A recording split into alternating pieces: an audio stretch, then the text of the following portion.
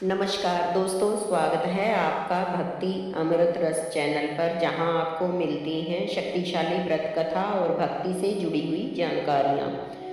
तो चलिए पहले हम आज जानते हैं कि सोमवार का व्रत 3 प्रकार का होता है। पहला साधारण सोमवार व्रत, दूसरा सौम्य सोमवार व्रत, तीसरा 16 सोमवार व्रत। तो आज हम जानेंगे सोमवार साधारण सोमवार व्रत कथा, पूजा विधि और इसका महत्व। साधारण सोमवार व्रत की पूजा विधि। सुबह जल्दी उठकर स्नान करें, स्वच्छ कपड़े पहने, घर या मंदिर में शिव जी की मूर्ति या शिवलिंग स्थापित करें। जल, दूध, बेलपत्र, धतूरा, फल फूल इत्यादि शिव जी को अर्पित करें। ओम नमः शिवाय मंत्र का जाप करें। सोमवार व्रत कथा पढ़ें या सुने। शाम को आरती करें और एक समय फलाहार या सात्विक भोजन करें। साधारण सोमवार की व्रत कथा। एक नगर में एक नगर सेठ रहता था। उसके धन धाम की कोई कमी न थी, फिर भी वह बहुत दुखी था, क्योंकि उसके कोई पुत्र नहीं था। पुत्र प्राप्ति के लिए वह प्रत्येक सोमवार को व्रत रखता था। पूरी श्रद्धा के साथ शिवालय में आकर भगवान गौरी शंकर की पूजा करता था। उसके भक्ति भाव से दयामयी पार्वती जी द्रवित हो गई और एक दिन सुअवसर देखकर उन्होंने शंकर भगवान से विनती की, स्वामी, यह नगर सेठ आपका परम भक्त है, नियमित रूप से आपका व्रत रखता है, फिर भी पुत्र भाव से पीड़ित है।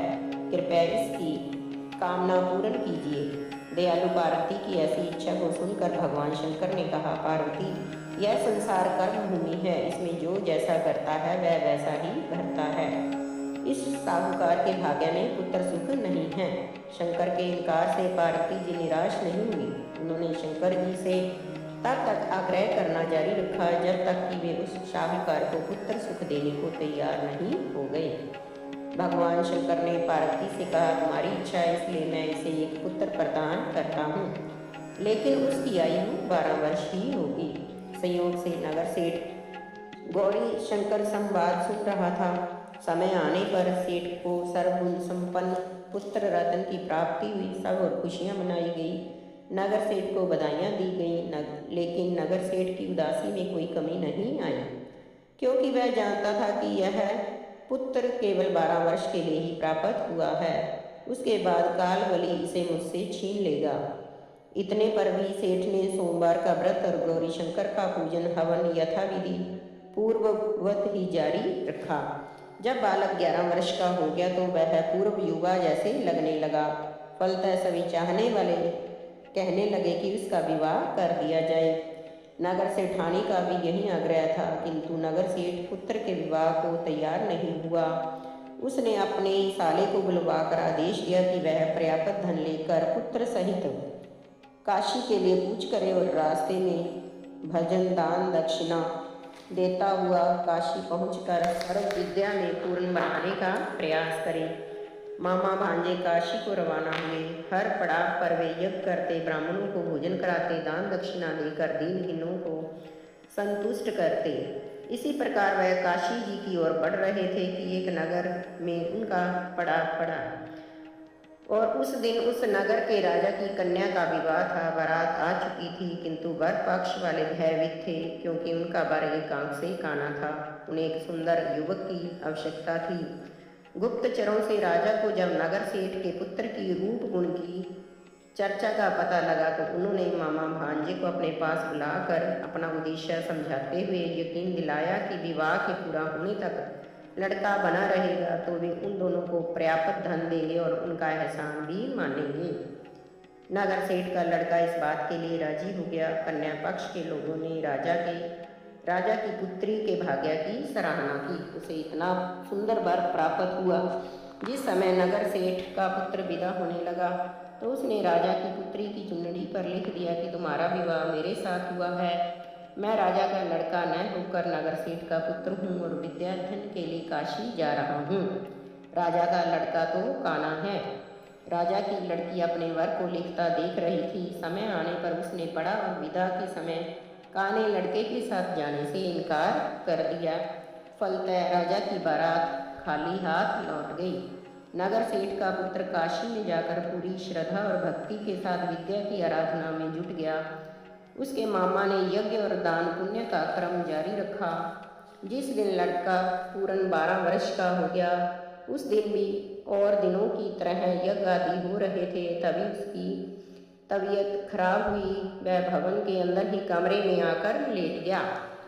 थोड़ी देर में मामा पूजन करने को उसे लेने आया तो उसे मरा देखकर उसने अपनी छाती पीट ली। तभी उसे होश आया। उसने सोचा कि यदि मैं रोया चिल्लाया तो पूजन में विघ्न पड़ेगा, ब्राह्मण लोग भोजन त्याग कर चल देंगे।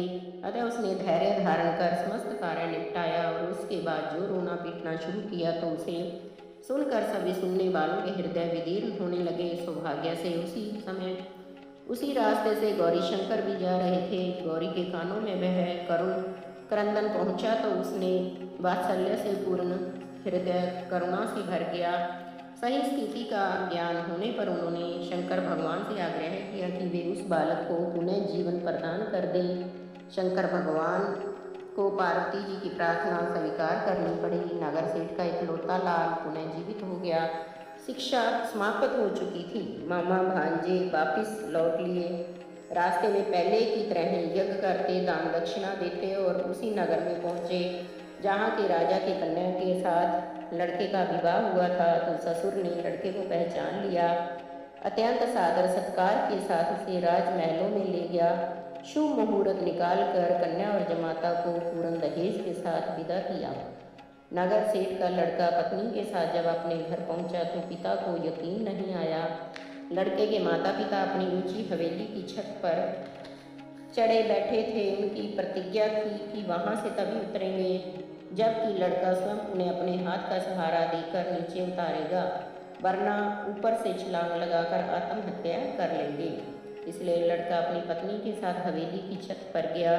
जाकर माँ बाप को सह पत्नी चरण स्पर्श किए। पुत्र और पुत्र वधू को देखकर नगर सेठ और सेठानी को अत्यंत हर्ष हुआ। जिस प्रकार नगर सेठ और सेठानी के दिल फिरे, उसी प्रकार सोमवार का व्रत करने वाले प्रत्येक व्यक्ति के दिल फिरे। जय भोलेनाथ की। पूजा व व्रत का महत्व। इस व्रत व पूजा से भगवान शिव जी जल्दी ही प्रसन्न हो जाते हैं। यह व्रत विवाह में आ रही बाधाओं को दूर करता है। इस व्रत व पूजा से जीवन में सुख शांति और समृद्धि आती है। इस व्रत के करने से सभी मनोकामनाएं पूर्ण होती हैं।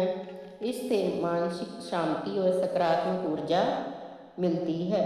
तो अगर आप चाहते हैं कि भगवान शिव जी की कृपा आप सभी पर बनी रहे, इस वीडियो को लाइक करें और चैनल भक्ति अमृत रस को सब्सक्राइब जरूर करें और कमेंट में हर हर महादेव लिखें। ओम नमः शिवाय। हर हर महादेव।